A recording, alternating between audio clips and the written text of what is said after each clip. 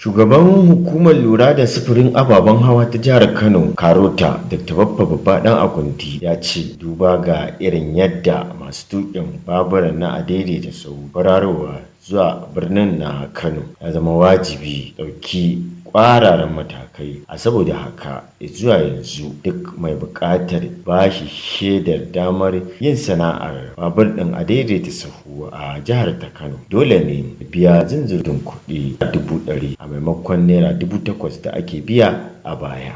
Yanzu waɗanda ba su yi registration ba gwamnati za ta ba da dama, kuma da permit ɗin ka yi registration za ka biya naira 8,000. Yanzu kuma wanda duk ba su yi ba ma a gwamnati za ta ba da dama a bude, kuma za ka biya naira 100,000 ne in kana so permit ka yi operating.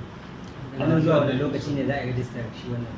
Wanda duk bai yi ba ka kama shi zai tafi ya register. Daga yau din nan kana so za ka je ka fara registration.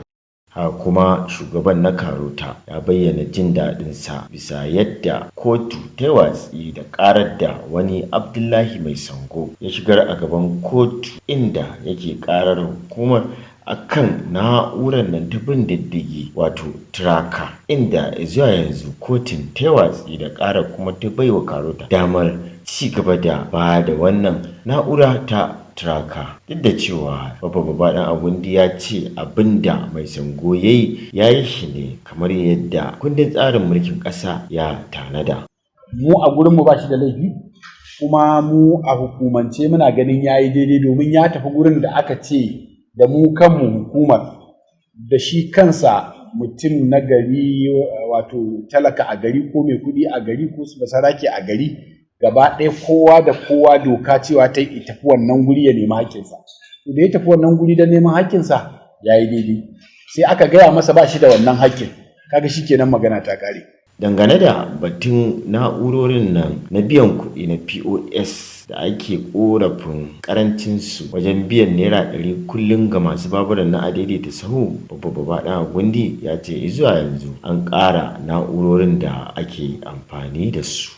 Yi gashi na ana ta karawa, ko yau ma sun yi mana bayanin sun kara guda 100 yau ma. Yanzu POS din a ƙarƙashin fete ko ne? Kano State Board of Internal Revenue. Wani role ku za ku play a kai?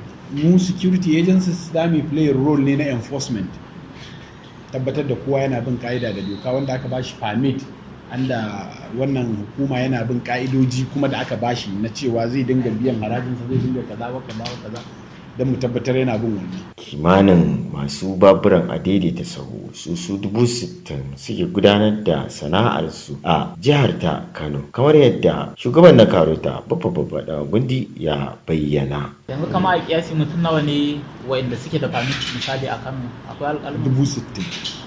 Daga nan Kano, Zuba Bala ce da 'yan gurasa a labaran Standard Voice Television.